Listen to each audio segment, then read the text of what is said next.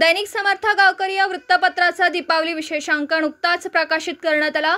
या विशेष अंकाचा प्रकाशन शिर्डी लोकसभा मतदारसंघाचे लोकप्रिय खासदार भाऊसाहेब वाकचौरे, थोर समाजसेवक व शिक्षण महर्षी नानजीभाई खिमजीबाई ठक्कर ठाणावाला आणि दैनिक समर्थ गावकरीचे संपादक व महाराष्ट्र राज्य पत्रकार संघाचे राज्य सरचिटणीस डॉक्टर विश्वासराव आरोटे यांच्या शुभ हस्ते संपन्न झाला। या प्रसंगी ठक्कर म्हणाले, सामाजिक कार्यासाठी माझे घर सदैव खुलं आहे। समाजाच्या उन्नतीसाठी आपण सर्वांनी एकत्र येणं गरजेचं आहे। चांगले कर्म करा, त्याचे फळ निश्चित मिळतं। तसेच त्यांनी प्रसिद्ध समाजसेवक डॉक्टर तान्हाजीरावजी लामखेडे मामा यांच्या कार्याचा उल्लेख करत लामखेडे मामांचा आदर्श प्रत्येकाने घ्यावा असं मत व्यक्त केलं। कार्यक्रमानंतर रवंदे येथे सभामंडपाच्या भव्य भूमिपूजन सोहळ्याचं आयोजन करण्यात आलं। या कार्यक्रमाला राष्ट्रसंत श्री ज्ञानेशानंद महाराज, वसंतदादा मल्टीस्टेट बँकेचे अध्यक्ष मुकुंदांना शिणगर, सम्यक धाम बहुउद्देशीय ट्रस्टच्या अध्यक्षा श्रीमती राखी मोरे, उद्योगपती कुलदीप देशमुख, पत्रकार प्रशांत टेके, रणरागिणी वृत्तवाहिनीच्या संपादिका गायत्री लचके, शिवसेना शेतकरी फाउंडेशनचे अध्यक्ष धर्मा जावळे पाटील आदी मान्यवर उपस्थित होते। दिवा लागण्याची वेळ झाली की आपण घरामध्ये जायचा प्रयत्न करतो। गावातली सर्व जनावरं घरच्या वाटेला निघतात आणि तिन्ही सांजाला आपल्या घरामध्ये येतात। पण देवाच्या या काळामध्ये आपण वाचनशील या ठिकाणी बसलेला। मी काही सर्वांची नाव घेत नाही, त्यांचं खूप कौतुक करण्यासारखं आहे। असे ज्येष्ठ श्रेष्ठ दानशूर शैक्षणिक सामाजिक कामात ज्यांचं नेहमी नाव पूर्ण जाईल असे आदरणीय नानजीभाई ठक्कर शास्त्री सगळीच मंडळी उपस्थित, तर आमच्या भगिनी बंधू, खरं म्हणजे मी या गावात म्हटल्याप्रमाणे मला बराच वेळा मी आलो आणि खासदार झालं चौथी वेळ माझी मला वाटते ते यायची आहे।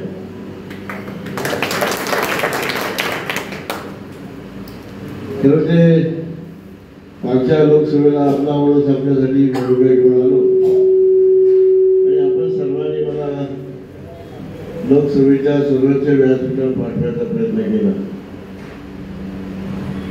मधल्या घडामोडी जर सोडल्या तर आपल्या गावाने माझ्यावर खूप प्रेम केलेलं आहे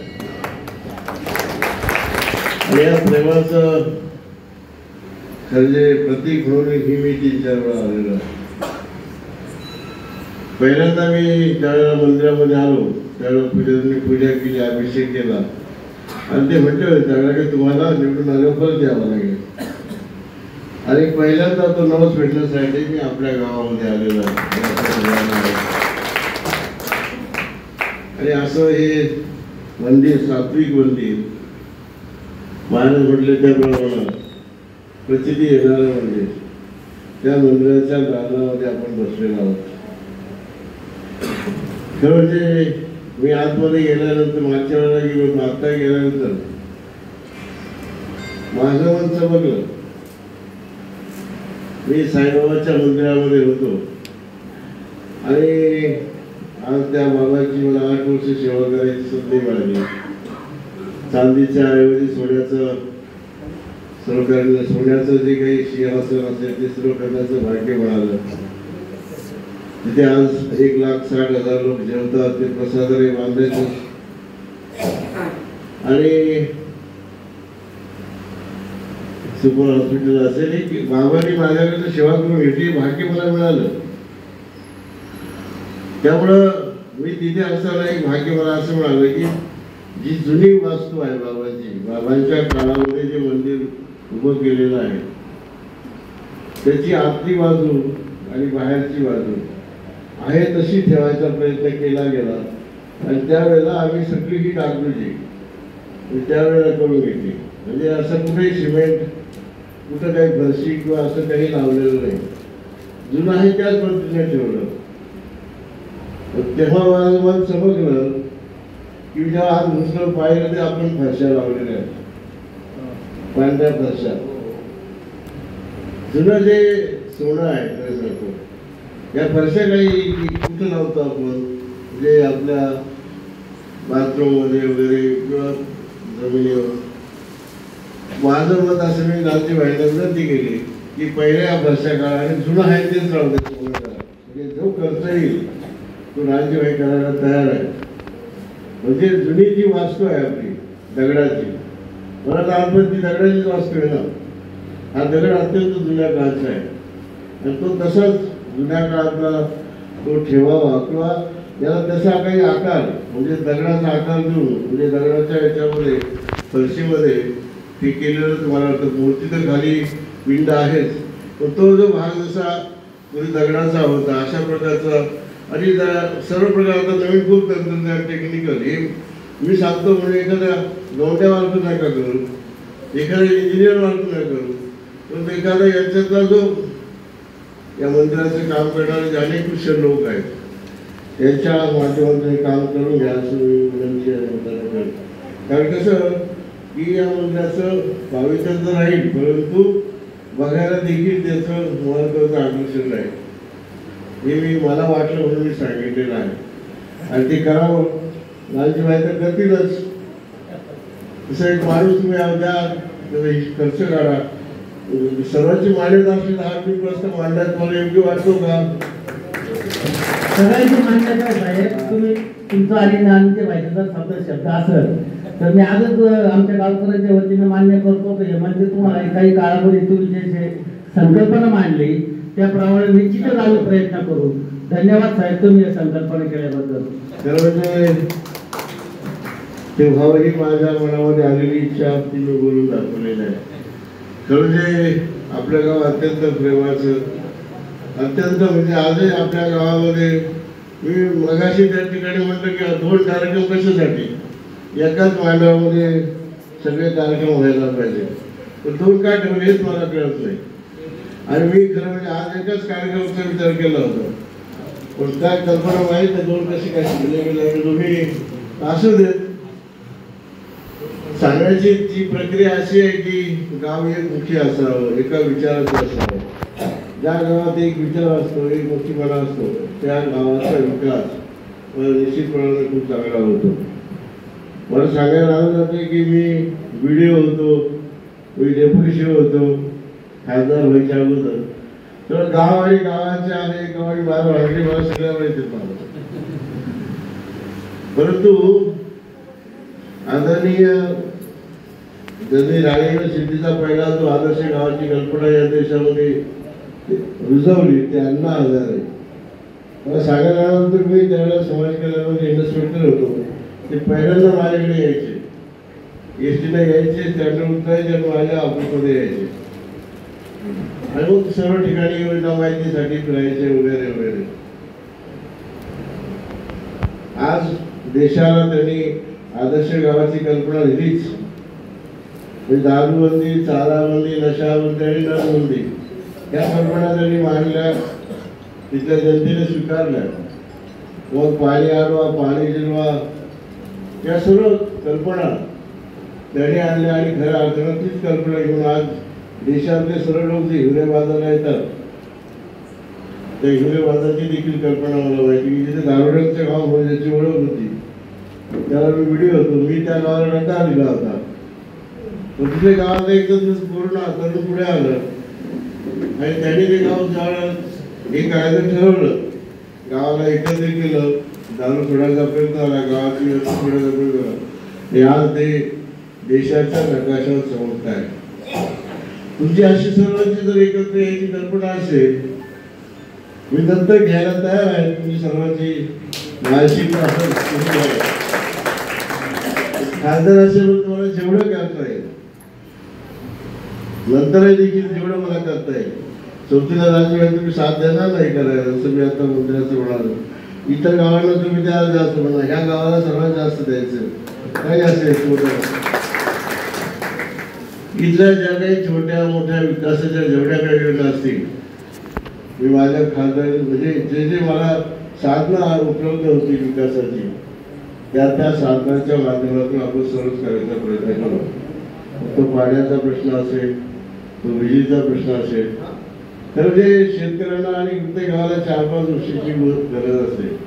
गावाला रस्ता पाहिजे, प्यायचं पाणी चांगलं पाहिजे, शाळा चांगली पाहिजे, आरोग्याच्या सुविधा पाहिजे, आणि जे शेतीला पाहिजे त्या पाणी असेल तर शेती व्यवस्थेच्या अशा काही गोष्टी पाहिजे. एवढे मला तरी गाव पूर्ण असतं.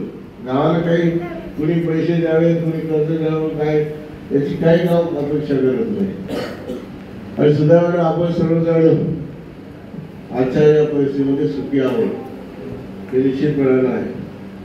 त्याचं कारण आपल्या भागामध्ये गोदावरी कालव्याचं येणारं पाणी, आज ते पाणी कमी झालंय, कालव्याच्या अडचणी ते आपण मांडलेले आहेत. माहिती करता सांगतो, भविष्यामध्ये या वरच्या भागामध्ये ते पाणी वाहून जाणार आहे. पंचवर्षाची खासदार असल्यापासून त्याचा आपण चर्चा करतो. ही संकल्पना केंद्र सरकारने स्वीकारलेली आहे आणि हजारो कोटी रुपये राज्य सरकारला नदीजोड प्रकल्पामध्ये दिले गेलेले आहेत. आणि यातून या जवळजवळ 24 प्रकल्प, जसं दारणा धरण आहे, दारण्याचं पाणी आपल्याला येतं, प्लवनचं जसं भंडारा आहे, मुळा आहे, ही जशी धरणं आहेत, मध्वेश्वर आहे, हे पाणी जसं त्या धरणामधून येतं तसं आता या नवीन प्रकल्पामधून हे पाणी जे आपल्या जवळ 30 काहीतरी TMC पाणी आहे. दारणेला तरी 12 TMC आहे, भंडाऱ्याला असं मग काहीतरी 25-30 TMC आहे. पण अजूनही त्याच्यात 7-8-10 पट पाणी तर उपलब्ध केलं जाणार आहे. आणि हे पाणी मराठवाड्याला द्यायची म्हणजे असे प्रयत्न चालू आहे. आपल्याला असं म्हणावं लागेल की आमचा जो जिल्हा भाग यामध्ये राहिलेला आहे, आम्हाला आज आमचं 12माही, आमचे पहिले जे ब्लॉक होते ते 12माही होते इंग्रजांच्या काळामध्ये, ते आज 8माही झालेले आहेत. ते 12माही झाले पाहिजेत. आमची शेती सर्व पाण्याखाली आली पाहिजे. अशा प्रकारची लढाई आपल्याला भविष्यामध्ये करावी लागणार. गुरु ब्रह्मा गुरु विष्णू गुरुदेव महेश्वरा गुरु साक्षात परब्रह्म तस्मै श्री गुरुवे नमः. खरं तर संपूर्ण महाराष्ट्रामध्ये ज्या मतदारसंघाची चर्चा होते आणि ज्यांनी इतिहास घडवला, खरं तर शिर्डी लोकसभा मतदारसंघातून ज्यावेळेस आताचे विद्यमान खासदार उभे राहिले त्यावेळेस आठवले साहेब उभे राहिले आणि असा इंटरनॅशनल असा शिर्डी लोकसभा मतदारसंघ. आणि या मतदारसंघातून त्यावेळेस खरं तर त्यांना राजयोग म्हणावं लागेल, कारण ते सेवानिवृत्तीनंतर उभे राहिले आणि त्यांनी मोठ्या व्यक्तीचा पराभव केल्यानंतर या शिर्डी लोकसभा मतदारसंघाची ओळख संपूर्ण हिंदुस्थानात झाली. खरं तर त्या मतदारसंघामध्ये आता 2 ठिकाणी त्यांनी सभामंडळ जरी दिले असेल, पण या खासदार साहेबांची ओळख का खासदार दाखवा पैसे मिळवा अशी असायची. आमचा भाग हा नाशिक लोकसभा मतदारसंघाला जोडलेला आणि नुकताच त्यांना शिर्डी लोकसभा मतदाराला आमचा भाग जोडला. आणि खरंच वागचौर साहेबांचं वैशिष्ट्य असं का अत्यंत शांत माणूस. एकदा कास खाली केली तर कोणीही बोलवलं तर थांबायचं. एखाद्याने टायमिंग दिला तर ते टायमिंगला जात नाही, मात्र ते पोहोचतात. कारण महाराष्ट्रातील सर्वात आमचं शेवटचं ते आम्ही एकाच याच्यातले जिथे सूर्य 12 वाजता उगवतो असं आपलं गाव आहे होपसंडी, त्या ठिकाणी ते पोहोचलेले असे खासदार. आणि सभामंडप हे कोणाला माहीतच नव्हतं, पण ते खासदार झाल्यानंतर मागे त्याला सभामंडप अशी त्यांची ओळख त्यांनी निर्माण केली होती. असे या भागामध्ये कार्यक्रमासाठी उपस्थित असलेले खासदार भाऊसाहेब वागचौर साहेब, त्यांच्या माध्यमातून या ठिकाणी लांबकडे मामांच्या माध्यमातून या ठिकाणी येण्याचं भाग्य आम्हाला प्राप्त झालं. ते या हिंदुस्थानातील थोर समाजसेवक ज्यांनी आपल्या आजपर्यंतच्या कार्यकाळामध्ये, मी एक संपादक आहे, एक पत्रकार आहे, कुणाची वाह करायची नाही, कुणाचं वकीलपत्र घ्यायचं नाही, पण मी जे बघितलं ज्यांनी आयुष्यामध्ये 70 ते 80 हजार मंदिरं संपूर्ण हिंदुस्थानात त्यांनी दिली. आणि एवढंच नव्हे तर हिंदुस्थानाच्या पलीकडे जाऊन मागील महिन्यात मी त्यांच्याबरोबर नेपाळ भागात गेलो, त्या ठिकाणी देखील त्यांनी शाळा सुरू केल्या, त्या ठिकाणी देखील आश्रम सुरू केले. असं हे दातृत्व, कर्तृत्व, नेतृत्व सुरेख संगम असणारं या कार्यक्रमासाठी उपस्थित असलेले नांजीबाई किंजीबाई ठक्कर ठाणावाला त्याचबरोबर राष्ट्रीय संत ज्ञानेश्वर संतजी महाराज, सर्व ज्ञानवंत बुद्धिवंत गुणवंत आपण ज्ञानाचे तुषार उडवणारे वारकरी संप्रदायातील सर्व मान्यवर. खरं तर या अगोदर मी ज्यावेळेस इथे आलो त्यावेळेस आम्ही म्हणायचं कार्यक्रम सुरू झाला का ते प्रत्येकजण म्हणायचं खासदार साहेबांना येऊ द्या, खासदार साहेबांना येऊ द्या असं. आणि खासदार साहेबांचं येतच नाही. कोणत्याही गावात गेल्यानंतर ते कुणी जरी विरोधक जरी आला त्याला चला म्हणल्यानंतर ते जात असतात, ते कोणाला नाही म्हणत नाही. हा त्यांचा स्वभाव.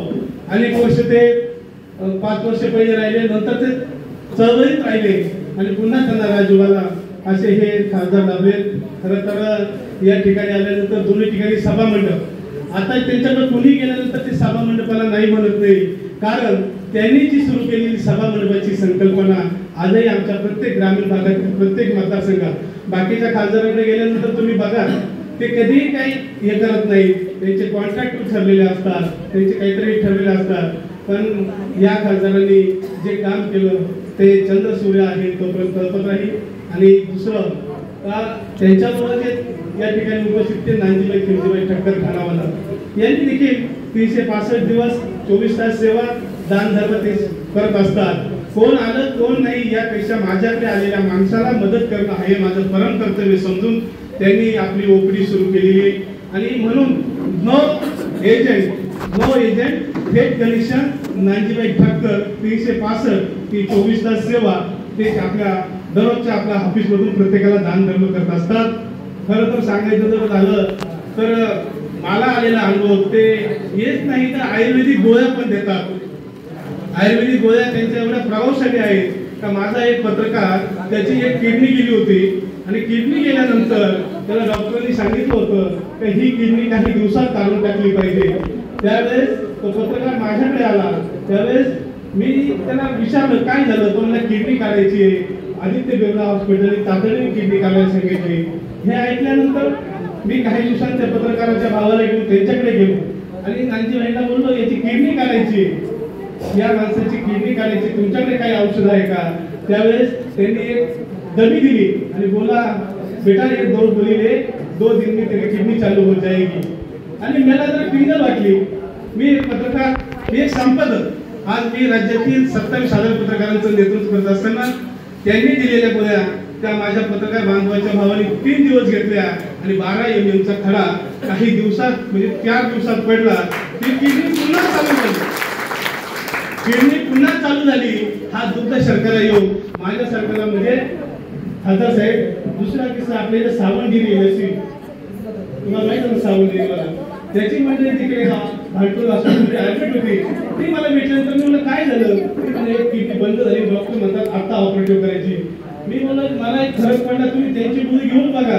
ते म्हणजे ठीक आहे. डॉक्टर मला एवढं बोलले आमच्या हॉस्पिटलमध्ये येऊन पत्रकार तुम्ही पेशंट हलकायचं काढून द्यायचं काम करू नका. मी म्हणलं तसं नाही, पण किडनीचं काम मी म्हणून सांगतोय. आणि परत मी त्यांना ती डबी नांजीबाईंकडे पाठवून ती डबी दिली आणि खरंच त्या माय माऊलीची किडनी पुन्हा चालू झाली. म्हणजे ज्यावेळेस ती चालू झाली त्यांनी खात्री केली. खात्री करत असताना 4 ते 5 डॉक्टर खात्री दिली की किडनी चालू झाल्याचा निर्वाळा प्राप्त झाला. हे असे औषध मी तुम्हाला का सांगतो, माझ्याकडे अनेक महिला येतात, एकच सांगितलेलं होतं माझे औषध विकायचे नाही, माझे औषध विकायचे नाही. आणि ते औषध गोरगरिबांना ते मोफत देत असतात. म्हणून आपल्याकडे जर कोणी आजारी असेल, कोणी जर व्याधीने व्यापुक्त झाला असेल तर असे माणसांनी त्यांचे औषधं घ्यावे, त्याला काही पैसे लागत नाही. कारण माझे मायबाप अनेक वयोवृद्ध लोक असतात, ते पायाने व्याकुळ झालेले असतात. असे काही त्यांच्याकडे औषध आहे विना मोबदला. लोक रामखडे मामा ती सुद्धा एक पत्रकारिता आहे. अशी औषधं आपण त्यांना द्या, कारण पत्रकारिता करत असताना आपली समाजसेवा महत्वाची आहे. कारण आपल्याकडे कोण असे औषध आपण द्या, कारण पत्रकाराकडे पाहण्याचा समाजाचा दृष्टिकोन वेगळा असेल. पण आम्ही लिखाणाच्या माध्यमातून पत्रकारिता करत असताना मी एक दैनिकाचा मालक आहे, गावकरी नावाचं दैनिकामध्ये मी 20 वर्ष काम केलं. त्यानंतर ते दैनिक मी खरेदी केलं. आज मी त्या दैनिकाचं काम करत असताना 80% समाजकारण, 20% आम्ही पत्रकारिता करतो. म्हणून पुनश्च एकदा या ठिकाणी येण्याचं भाग्य प्राप्त झालं. खरं तर ज्यावेळेस तुम्ही सभा मंडप पूर्ण होईल त्यावेळेस जर तुम्हाला मूर्ती काही लागली तर त्या मूर्तीसाठी दोन्ही सभामंडपामध्ये जर मूर्ती लागली त्या मूर्तीचा काही जर खर्च असेल तर दोन्ही मंदिरांसाठी मी 21,000 मी माझ्या गावकरी समूहाच्या वतीने देईन. कारण आम्ही घेणारे पत्रकार नाही, आम्ही देणारे पत्रकार आहोत. 365 दिवस पैकी 265 दिवस माझ्याकडे मी देखील वारकरी संप्रदायाचे मी देखील दानधर्म करत असतो, पण कुणाचे खिसे कापून नाही. तर मी माझ्या व्यवसायातून मिळालेल्या नफ्यातून 2 रुपये सामाजिक कार्यासाठी देत असतो. हे कार्य असंच पुढे जाऊ. ज्याच्या वेळी येण्याचं भाग्य प्राप्त होईल ते त्यावेळेस आम्ही शक्य करू. जय हिंद, जय महाराष्ट्र. महाराष्ट्राचे सर्वमान्य दैनिक समर्थ गावकरी अहमदनगर, पुणे, नाशिक, जळगाव, धुळे, नंदुरबार, सोलापूर, कोल्हापूर, सांगली, सातारा, मुंबई, ठाणे, पालघर, रत्नागिरी, रायगड, सिंधुदुर्ग, नांदेड, उस्मानाबाद, बीड, औरंगाबाद, नागपूर, गडचिरोली, भंडारा, गोंदिया, अकोला, यवतमाळ, बुलढाणा येथून एकाच वेळी प्रसिद्ध होणारे एकमेव दैनिक सर्वसामान्य जनतेचे खुले व्यासपीठ. संपादक आहेत विश्वासराव आरोटे. मोबाईल नंबर आहे 9423 38 85 08. दुसरा मोबाईल नंबर 9423 46 72 72. तिसरा मोबाईल नंबर 75 88 15 0001. वेबसाईट आहे sgavkari.com. मेल आयडी आहे akl gavkari@gmail.com.